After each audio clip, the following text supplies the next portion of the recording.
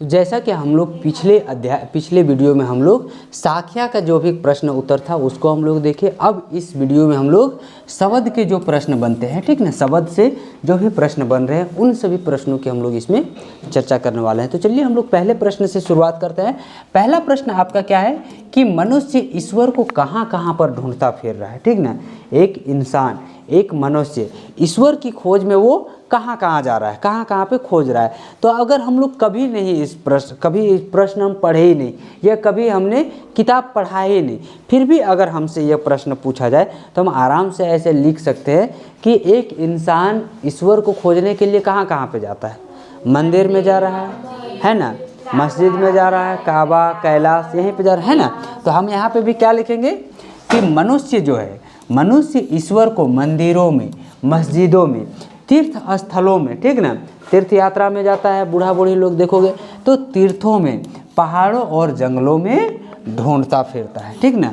मनुष्य ईश्वर को कहाँ कहाँ ढूंढता फिर रहा है, तो हम लिखेंगे कि मनुष्य ईश्वर को मंदिरों, मस्जिदों, तीर्थों, पहाड़ों और जंगलों में ढूंढता फिर रहा है, परंतु उसे यह नहीं पता कि ईश्वर तो उसके भीतर ही है, ठीक ना। कबीर क्या कहते हैं कि मोको कहाँ ढूंढे बंदे, मैं तो तेरे पास में, ना मैं देवल, ना मैं मस्जिद, ना काबा कैलाश में, ढूंढी हो तो तुरंत मिलियो पल भर की तलाश में, ठीक ना।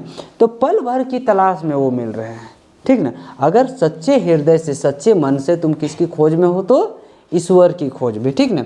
तो ये कह रहे हैं कि मनुष्य ईश्वर को मंदिरों, मस्जिदों, तीर्थों, पहाड़ों और जंगलों में ढूंढता फिरता है, परंतु उसे यही नहीं पता है कि ईश्वर तो उनके भीतर में है, ठीक ना।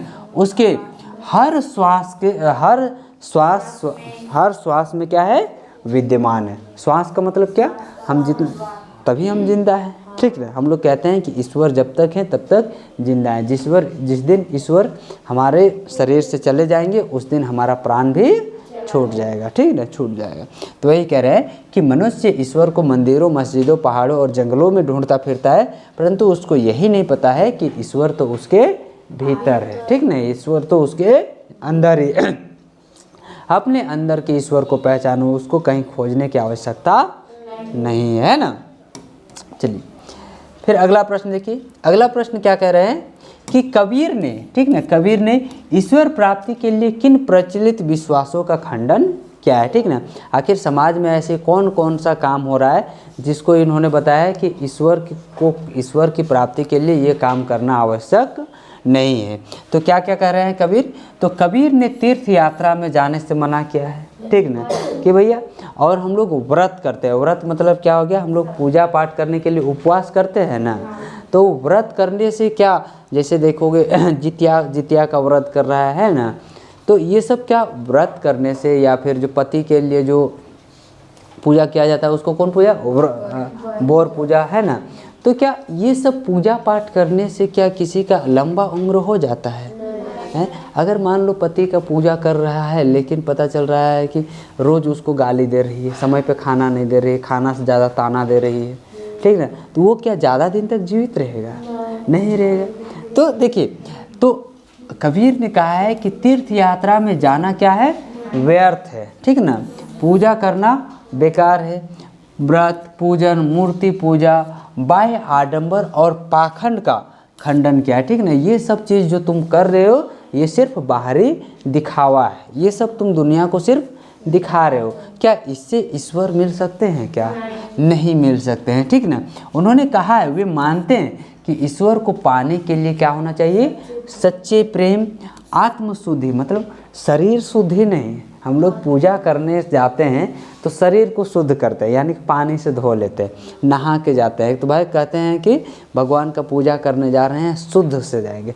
अब शुद्ध तुम्हारा मन शुद्ध नहीं है, तन शुद्ध है पर मन शुद्ध नहीं है। जब वहाँ पूजा करने के लिए बैठे हो तो तुम्हारा आधा ध्यान यह है कि तुम 4 गो केला लेके गए थे, सेव लेके गए थे।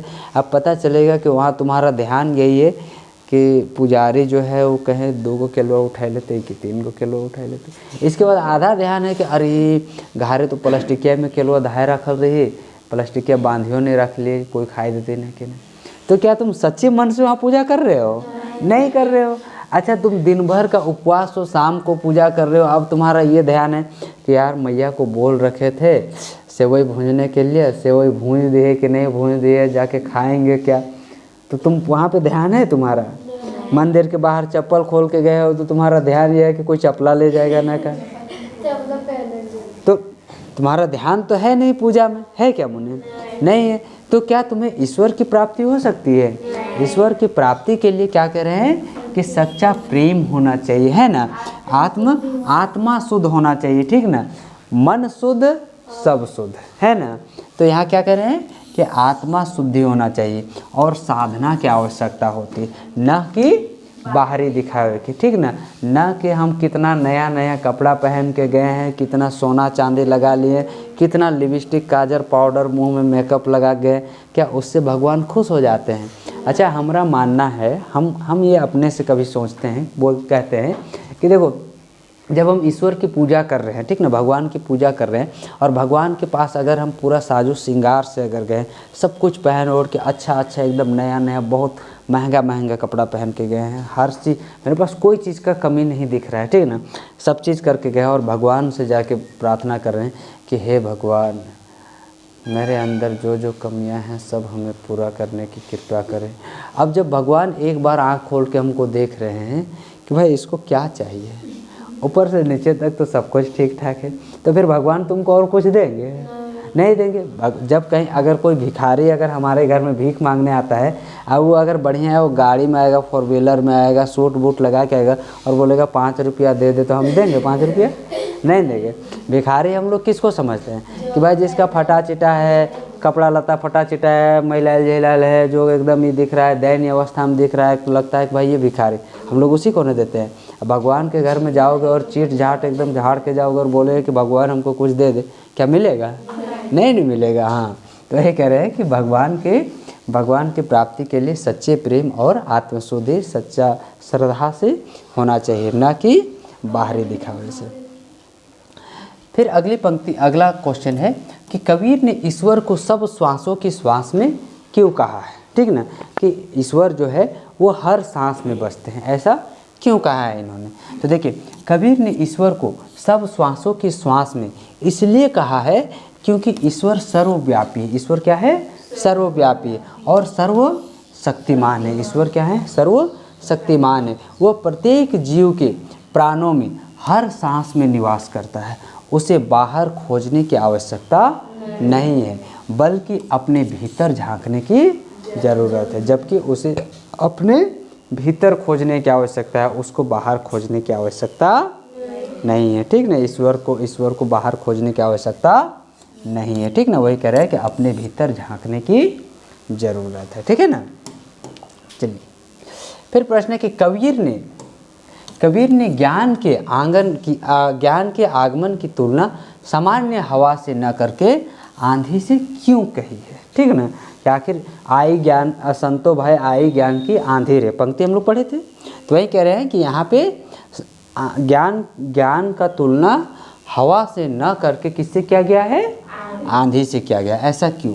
तो कबीर ने ज्ञान के आगमन को आंधी से इसलिए जोड़ा है क्योंकि सच्चा ज्ञान जो होता है ना, सच्चा ज्ञान आने पर मनुष्य के भीतर की मोह माया सब क्या हो जाता है? खत्म हो जाता है। जिस दिन एक इंसान को सच्चे ज्ञान की प्राप्ति हो जाएगी, उस दिन उसको किसी से कोई मोह माया नहीं रह जाएगा। ना तो किसी का आने का खुशी होगा, ना किसी का जाने का गम, ठीक ना।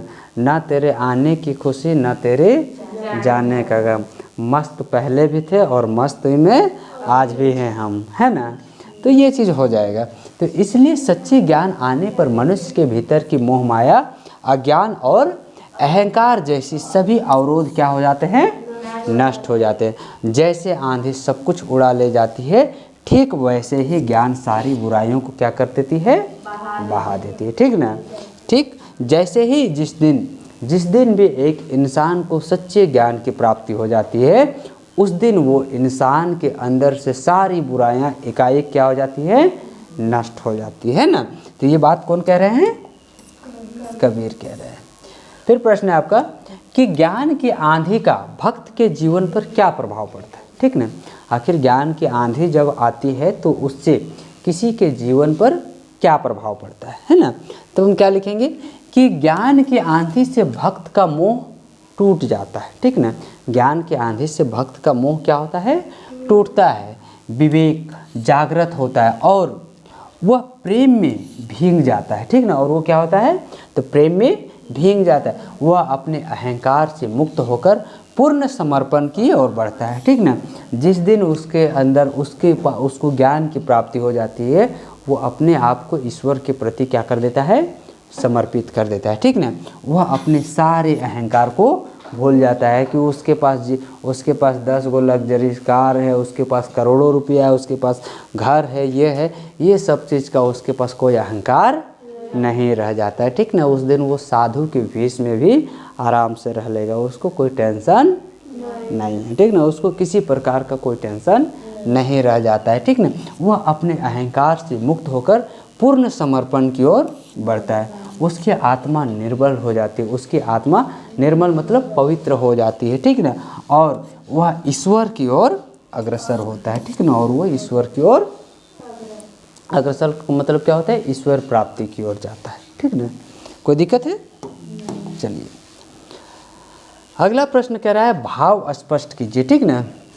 हित चित की द्वै यूनि गिराने मोह बलिंडा टूटा, ठीक ना। इस पंक्ति का क्या मतलब है, तो देखिए इस पंक्ति का क्या अर्थ हम लिखेंगे कि जब मन में भक्ति का प्रेम और ईश्वर के प्रति सच्ची भावना उत्पन्न होती है, तब मन से द्वेष और अहंकार जैसे दोष क्या हो जाते हैं, गिर जाते हैं।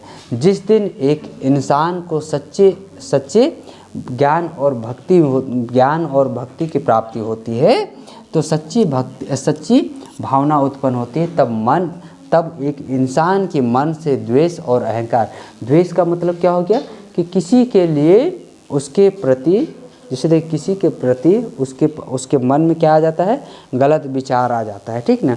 उसको मारने का, पीटने का, उसको दुख देने का, कष्ट देने का ये जो विचार आ जाता है, या फिर उसके अंदर जो अहंकार है, वो सभी चीज़ क्या हो जाता है, एकाएक खत्म हो जाता है, ठीक ना। और मोह की दीवार टूट जाती है और मन ईश्वर से क्या होने लगता है, जोड़ने लगता है ना। चलिए फिर अगला प्रश्न देखते हैं। आंधी पीछे जो जल बूटा प्रेम हरिजन भीना, इसका मतलब क्या है, इसका अर्थ क्या है। तो देखिए ज्ञान रूपी आंधी के बाद भी यदि हृदय में प्रेम रूपी जल शेष रह जाए और भक्त उसमें भीग जाए, तो समझो वह सच्चा हरिजन बन जाता है, ठीक ना। हरिजन का मतलब क्या हो गया, जो हरि से जन्म लिया। हरि यहाँ पे किसको कहा गया है, भगवान को, ठीक ना। तो भगवान के बेटे को क्या कहा जाता है, हरिजन, ठीक ना। हरि बन गया है, यह प्रेम उसे ईश्वर से क्या कर देता है, जोड़ देता है, ठीक ना। चलिए तो हम लोग यहाँ पे पूरा इसका शब्द का भी हम लोग क्वेश्चन आंसर देख चुके, ठीक ना। अब अगले वीडियो में हम लोग बात करेंगे नए वाक का, ठीक ना। वाक का प्रश्न उत्तर देखेंगे, तो उसके लिए वीडियो को लाइक कर लीजिए। फिर मिलेंगे नए वीडियो में, तब तक के लिए धन्यवाद।